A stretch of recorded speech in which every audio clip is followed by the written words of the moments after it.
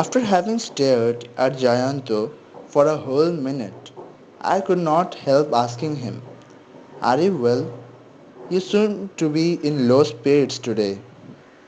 Jayanto quickly lost his slightly preoccupied air, gave me a boyish smile and said, "Nah, on the contrary, I am feeling a lot better. This place is truly wonderful. You have been here before. Didn't you know how good it was?" "I had nearly forgotten," Jayanta sighed. "Now some of my memories are coming back slowly. The bungalow certainly appears unchanged. I can even recognize some of the old furniture such as this, cane chairs and tables." The bearer came in with tea and biscuits on the tray. I poured. "When did you come here last?" "31 years ago. I was 16. We were sitting in the garden of the circuit house in Bundi. We had arrived only that morning. Jayanto and I were old friends. We had gone to the same school and college. He now worked in the editorial division of a newspaper and I taught in a school. Although we had different kinds of jobs, it had not made any difference to our friendship. We had been planning a trip to Rajasthan for quite some time. The main difficulty lay in both of us being able to get away together. That had at last been possible. Most people go to Jaipur, Udaipur or Chittor when they go to Rajasthan. But Jayanta kept talking about going to Bundi. I had no objection for having read Tagore's poem The Fort of Bundi. I was certainly familiar with the name of the place and felt a pleasurable excitement at the prospect of actually seeing the fort. Not many people came to Bundi, but that did not mean that there was not much to see there. It was not that, from the point of view of a historian. Udaipur, Jodhpur, and Chittor had a lot more to offer, but simply as a beautiful place, Bundi was perfect. However, Jayanta's insistence on Bundi did puzzle me somewhat. I learned the reason on the train when we were coming down. Jayanta's father, Animesh Das Gupta, had worked in the archaeological department. His work sometimes took him to historical places, and Jayanta had, as a child, come to Bundi. He had always wanted to return after growing up, just to see how much the modern Bundi compared to the image he had in his mind. The circuit house was really rather splendid. Built during the time of the British, it must have been at least 100 years old. It was a single-storied building with a sloping tiled roof. The rooms had high ceilings and the skylights had long, dangling ropes which could be pulled to open and shut them. The veranda faced the east. Right opposite it was a huge garden with a large number of roses in full bloom. Behind these were a lot of trees, which obviously housed a vast section of local birds. Parrots could be seen everywhere, and peacocks could be heard, but only outside the compound. We had already been on a sightseeing tour of the town. The famous fort of Bundi was placed amidst the hills.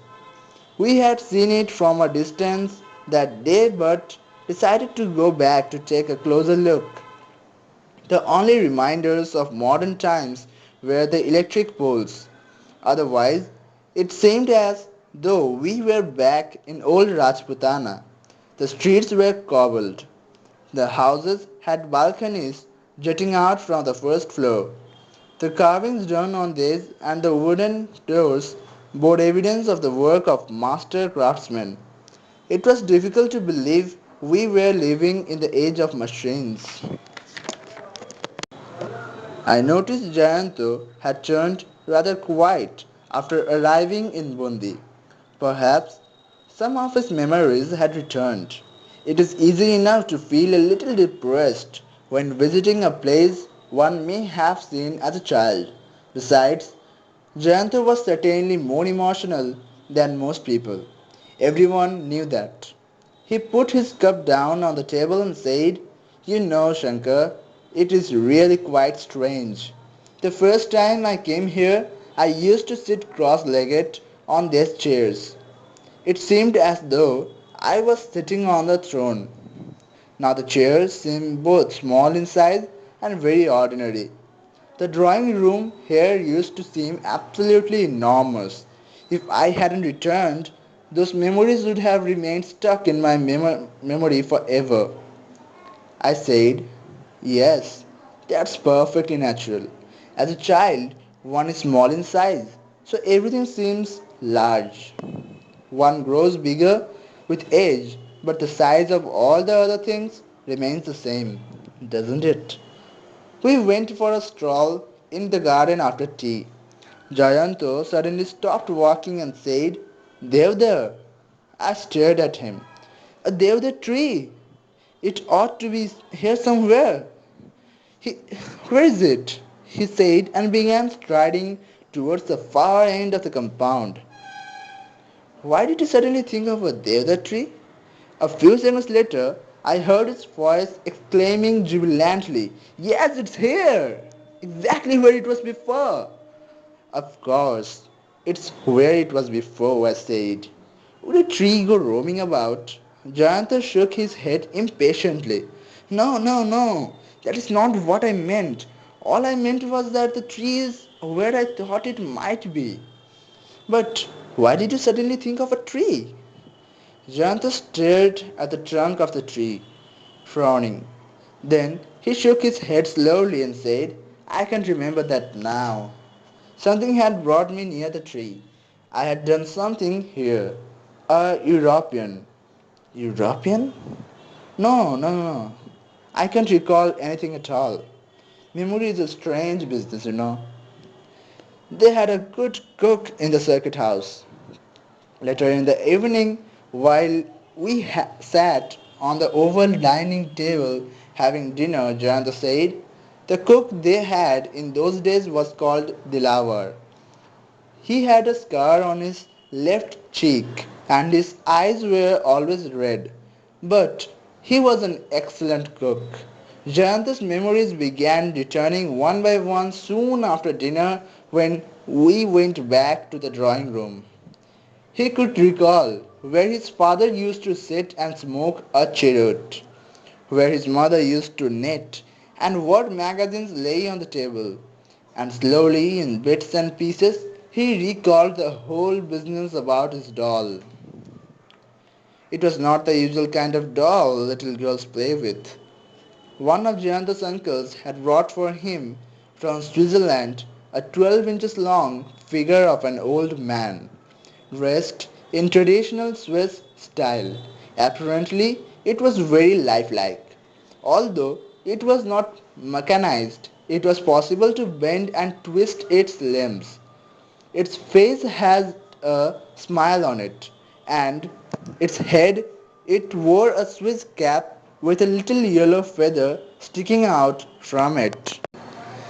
Its clothes, especially in their little details, were perfect. Belt, buttons, pockets, collars, socks.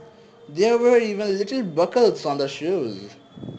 His uncle had returned from Europe shortly before Jayanta left for Abundi with his parents.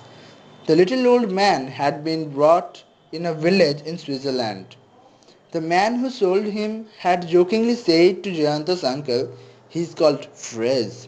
You must call him by this name. He won't respond to any other." Jayanta said, "I had a lot of toys when I was small. My parents gave me practically everything I wanted. Perhaps because I was their only child. But once I had Frizz, I forgot about every other toy. I played only with him. A time came when I began to spend hours just talking to him. Our conversation had to be one-sided, of course, but Frizz had such a funny smile on his lips and such a look in his eyes that it seemed to me as though he could understand every word. Sometimes I wondered if he could actually converse with me, if I could speak to him in German. Now it seems like a childish fantasy. But at that time, the whole thing was very real to me. My parents did warn me not to overdo things, but I listened to no one. I had not yet been put in a school, so I had all the time in the world of phrase. Jayanta fell silent. I looked at my watch and realized it was 9:30 p.m. It was very quiet outside. We were sitting in the drawing room of the circuit house. An oil lamp burned in the room. I asked, "What happened to the doll?" Jayanta was still deep in thought. His answer to my question came so late that by that time I had started to think that he had not heard me at all. I had brought it to Bombay. It was destroyed here. Destroyed? How? Jayanta sighed. We were sitting out on the lawn having tea. I had kept the doll by my side on the grass. I was not really old enough to have tea, but I insisted, and in the process, the cup tilted and some of the hot tea fell on my pants. I ran inside to change and came back to find that Fritz had disappeared.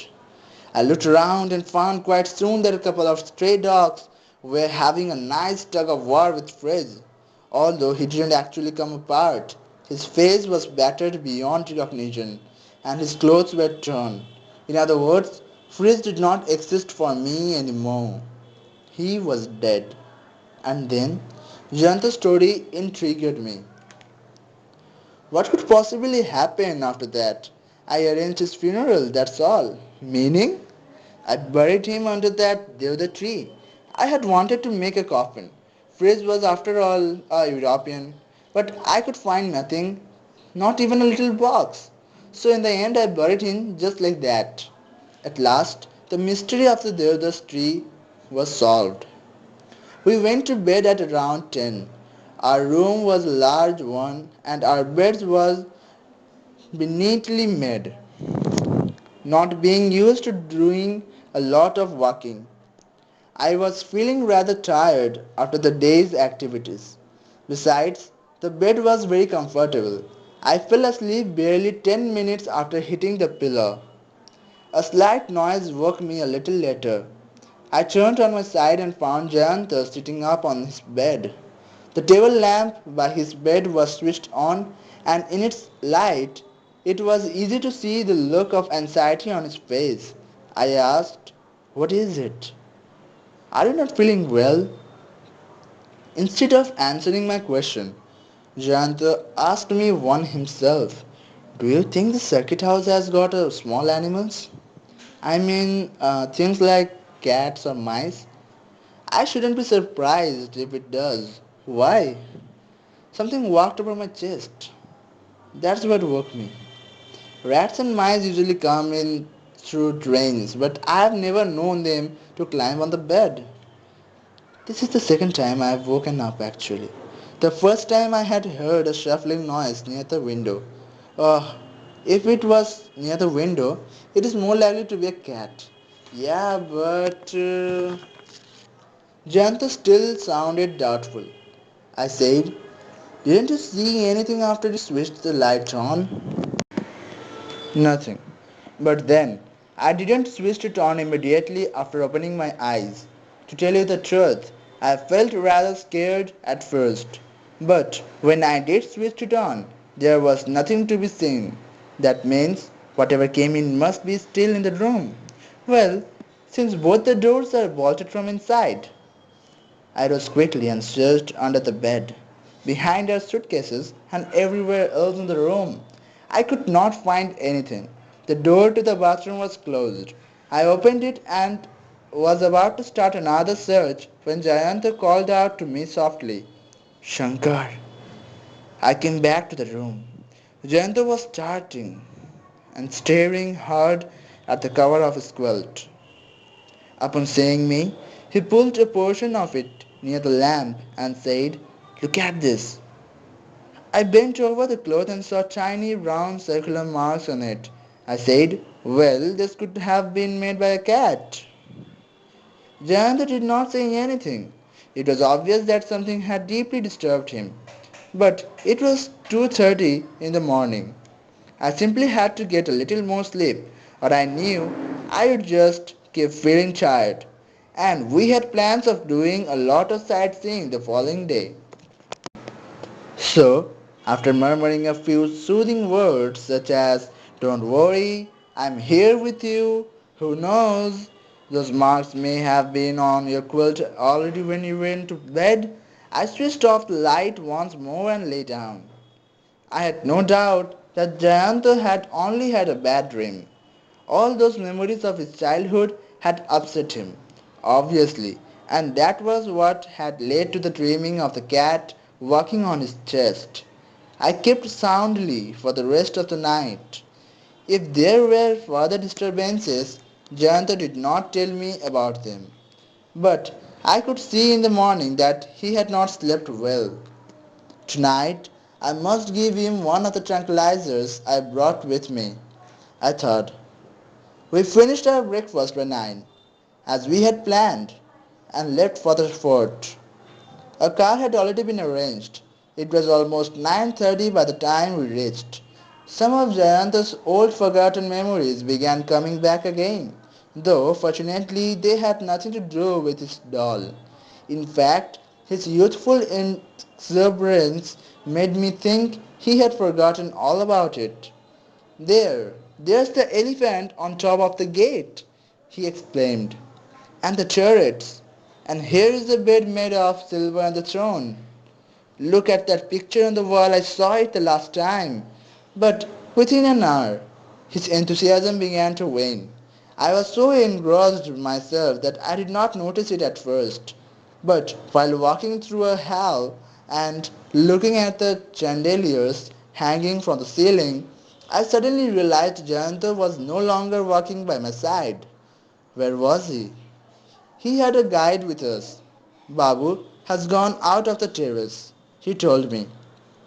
I came out of the hall and found Jayanta standing absent-mindedly near a wall on the other side of the terrace.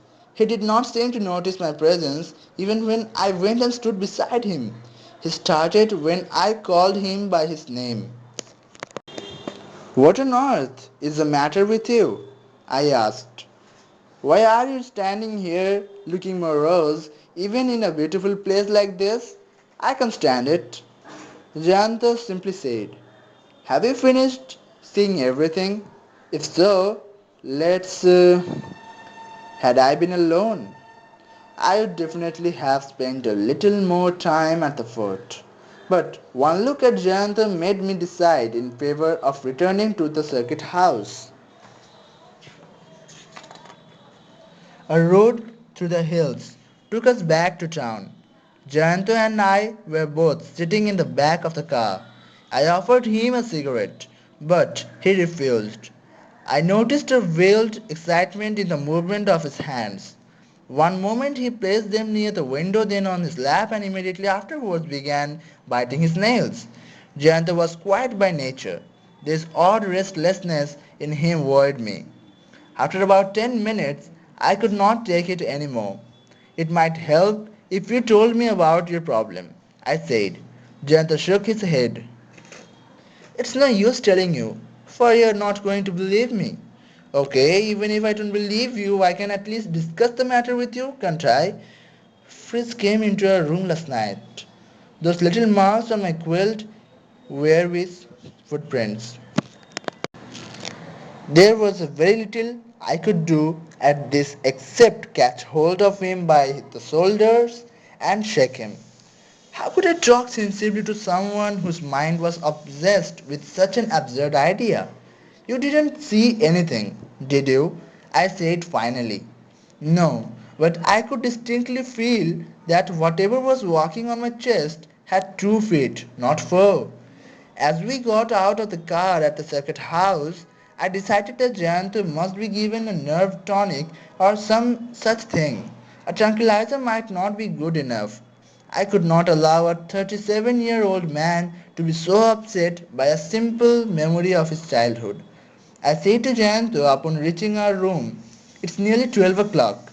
Should we not thinking of having a bath?" "You go first," said Jayantu and flung himself on the bed. An idea came to my mind in the bath.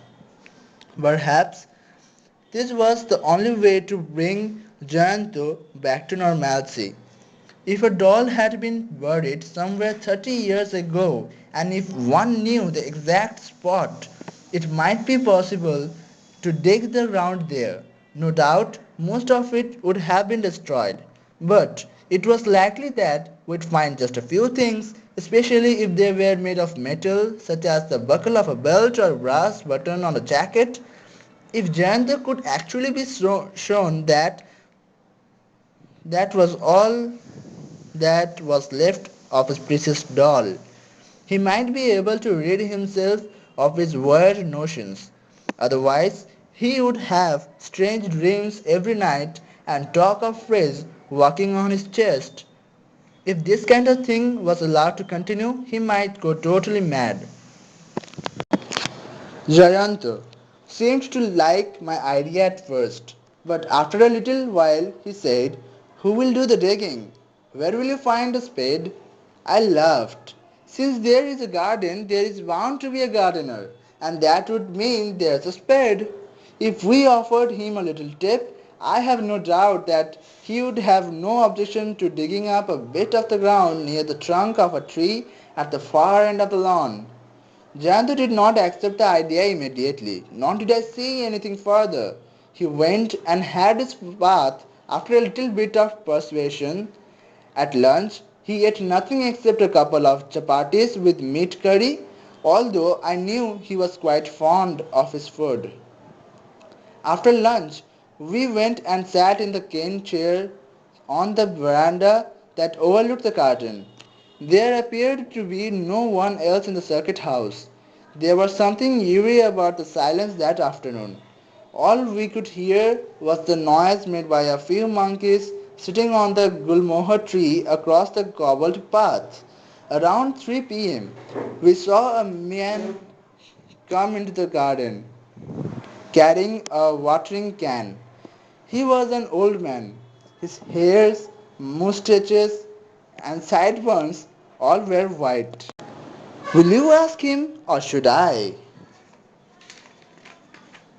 At this question from Jayanto, I raised a reassuring hand and went straight to the gardener.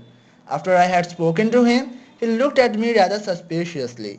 Clearly, no one had ever made me such a request. "Why, Babu?" he asked. I laid a friendly hand on his shoulder and said, "Don't worry about the reason. I'll give you 5 rupees. Please do as you are told." He relented, going so far as to give me a salute accompanied by a broad grin. I beckoned to Jayanto, who was still sitting on the veranda. He rose and began walking towards me. As he came closer, I saw the pallor on his face. I did hope he would find at least some part of the doll. The gardener, in the meantime, had fetched a spade. The three of us made our way to the deodar tree. Jayanta pointed at the ground about a yard from the trunk of the tree and said, "Here." "Are you sure?" I asked him. Jayanta nodded silently. "How much did you dig?" "At least 8 inches." The gardener started digging. The man had a sense of humor. As he lifted his spade, he asked if there was hidden treasure under the ground, and if so, whether he would be prepared to share it with him. I had to laugh at this, but Jayanta's face did not register even the slightest trace of amusement. It was the month of October and not at all warm in Bunde. Yet the collar of his shirt was soaked in wet. He was staring at the ground unblinkingly. The gardener continued to dig. Why was there no sign of the doll? The raucous cry of the peacock made me turn my head for a moment, and in that instant Jayanta made a strange sound. I quickly looked at him. His eyes were bulging. He raised his right hand and pointed at the hole in the ground with a finger that was visibly trembling.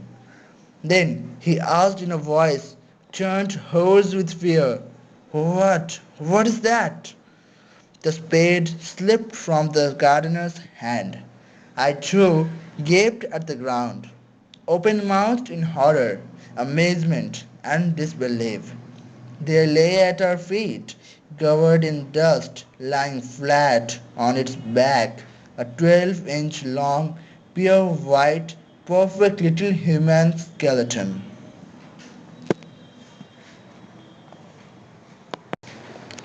For some more short stories, please like, share, and subscribe.